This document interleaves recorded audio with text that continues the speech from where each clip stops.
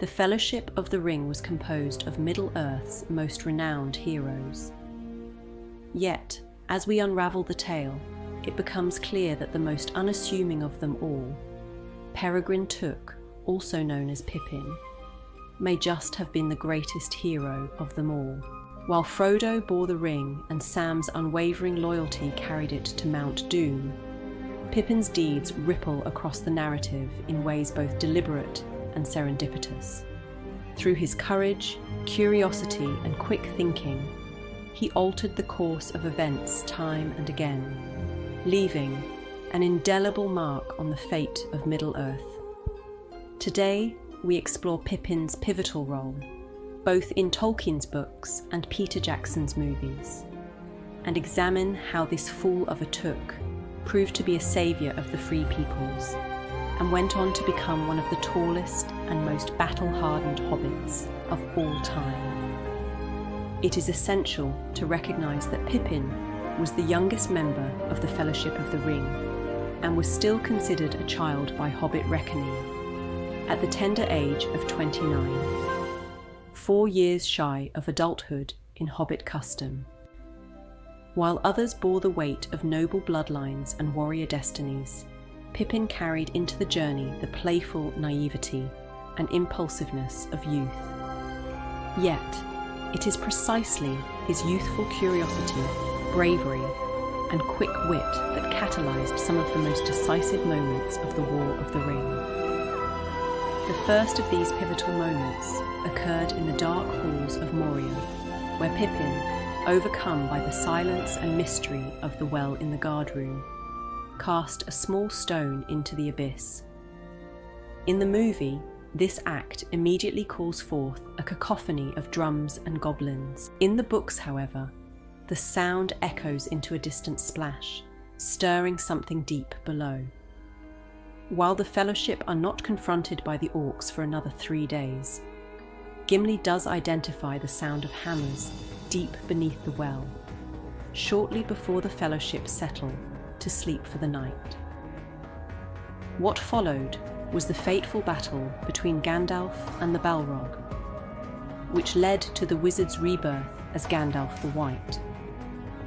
In this form, Gandalf would go on to perform heroic deeds, far beyond what he could have accomplished as Gandalf the Grey. In his new form, Gandalf's power grows significantly, allowing him to rally Rohan, break Saruman's staff, and fortify Gondor. The Balrog's defeat also paves the way for Khazad-dûm's reclamation by the dwarves. Without Pippin's small act of curiosity, Gandalf's transformation and the cascading victories it enabled may never have occurred. Though Pippin's act was born of innocent curiosity, it unwittingly contributed to the destruction of one of Middle-earth's most ancient evils, and to the rebirth of the greatest ally of the Free Peoples. Among the many pivotal moments that shaped the fate of the War of the Ring, few were as quietly heroic as the actions of Merry and Pippin at Amon Hen. Amongst the chaos, it was these 2 young hobbits who willingly threw themselves into the jaws of the enemy, ensuring that Frodo and Sam could escape the ambush and begin their perilous journey to Mordor. After the Fellowship was broken, Merry and Pippin escaped the Uruk-hai and were fortunate to encounter Treebeard in Fangorn. It was here that they drank the Ent-draught, which allowed them to rapidly grow to become the tallest of hobbits. In Peter Jackson's movies, Pippin's cunning and quick thinking comes to light when he tricks Treebeard into travelling south toward Isengard. There, they witness the devastation wrought upon the forests of Fangorn, inciting Treebeard and the Ents to march upon Saruman's stronghold. This act directly leads to the flooding of Isengard and the defeat of Saruman's army, rendering the wizard a diminished threat. In Tolkien's original books, the Ents are roused by their own deliberations at the Entmoot, having already witnessed the destruction of Fangorn by Saruman's orcs. Though this moment is dramatised for the films, its essence underscores Pippin's cunning. By catalysing the Ents' assault, Pippin ensures Saruman's downfall, the destruction of Isengard's war machine, and the subsequent annihilation of the fleeing Uruk-hai at Helm's Deep by the horns sent there by Treebeard. In the aftermath of the flooding of Isengard, Pippin's curiosity will go on to have another big impact on the War of the Ring. In the movies, Pippin's gaze is drawn to a large, shimmering, black ball beneath the floodwater. The Palantir of Orthanc, a seeing stone once wielded by the kings of Númenor, plays a crucial role in Pippin's journey. In the books, the Palantir is cast down from Orthanc by Grima Wormtongue, perhaps aiming the heavy stone at Saruman or Gandalf below. Yet, it is Pippin's irresistible curiosity that leads him to steal the stone from Gandalf and gaze into its depths, exposing himself to the gaze of Sauron. This act, though reckless, served an unexpected purpose. It diverted Sauron's attention toward Rohan and away from Frodo and Sam, giving them crucial time to continue their journey. In the movies, it also prompted Gandalf to take Pippin to Minas Tirith, where they would play key roles in the city's defence after Pippin saw a vision of the burning white tree of Gondor. This act provides Gandalf with critical intelligence about Sauron's plans, allowing him to hasten to Minas Tirith. Had Gandalf not arrived in time, Faramir's retreat from Osgiliath could have ended in disaster, and the city might have fallen before Rohan's arrival. Pippin's impulsive bravery redirects the tides of war, ensuring Gondor's survival, and allowed Gandalf to receive crucial information about Frodo and Sam from Faramir. In the books, however, Pippin did not see the burning tree, instead having visions of Barad-dûr and the Nazgul. And it is the sudden appearance of a Nazgul in the skies above Rohan that prompts Gandalf's journey to Minas Tirith. This encounter with the Palantir of Orthanc stands as a testament to his remarkable inner strength. When Pippin gazed into the Seeing Stone, he came face to face with the piercing will of Sauron, a force that even Gandalf was hesitant to face. Yet, despite the immense pain inflicted upon him and Sauron's demand for information, Pippin did not falter. He held firm, refusing to betray the Fellowship, or give news of Saruman or Frodo's quest. This defiance is extraordinary. The power of the Dark Lord, wielded through the Palantir, had corrupted and broken many powerful minds, including Saruman and Denethor.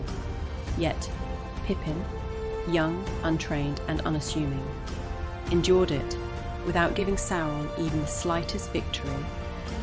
Moreover, Pippin recovered from the ordeal with little lasting trauma, a rare feat for anyone who had stood against Sauron's will.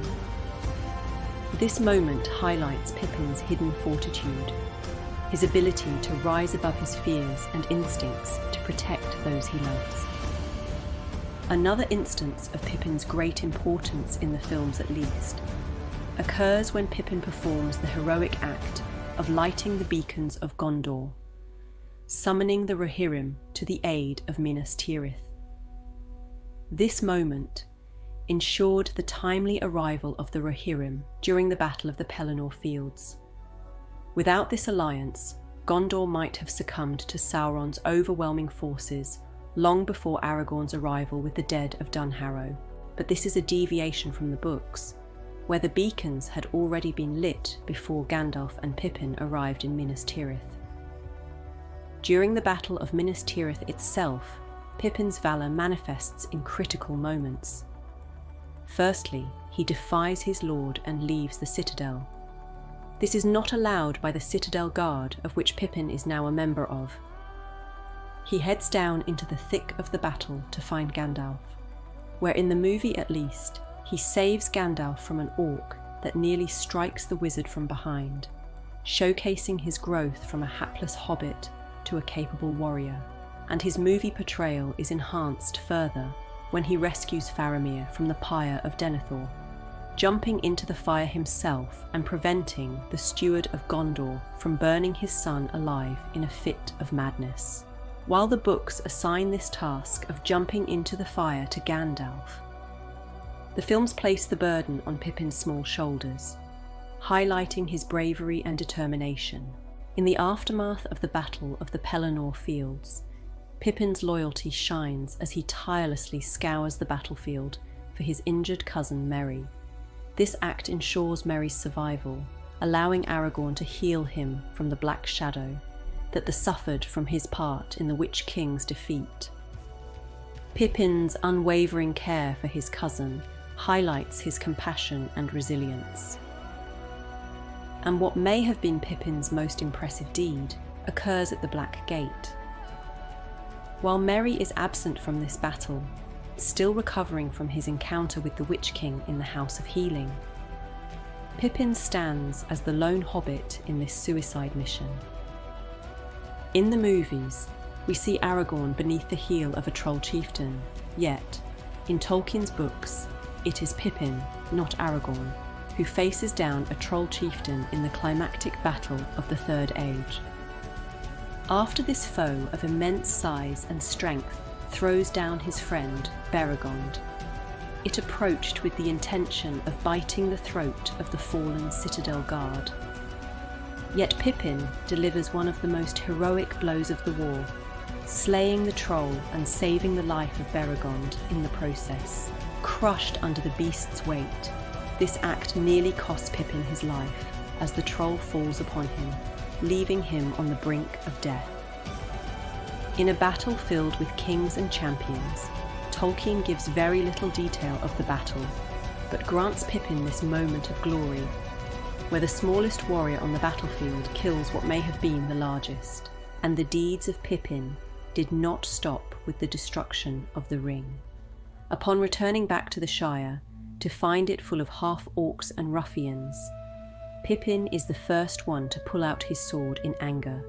After hearing one of the ruffians refer to Frodo as a cock-a-whoop, Pippin refers to his sword as Troll's Bane, leading to the ruffian fleeing. He would go on to play a major role in freeing the Shire from Sharkey, before later taking up his position as Thane of the Shire, and also being made a councillor of the North Kingdom by King Elessar. The deeds of Peregrin Took, though often overshadowed by the grandeur of Aragorn, Gandalf and Frodo, reveal a character of immense courage, cunning and heart. From the depths of Moria to the heights of Minas Tirith, Pippin's actions shaped the fate of Middle-earth in ways both deliberate and unforeseen. In the end, it is fitting that Tolkien himself chose to highlight Pippin's valour at the Black Gate and his steadfast loyalty to his friends. For in the War of the Ring, it was not only the mighty who carried the day, but also the small and the humble, like Pippin, a mere hobbit child who rose above their limits to stand against the shadow. So what do you think was Pippin's greatest deed?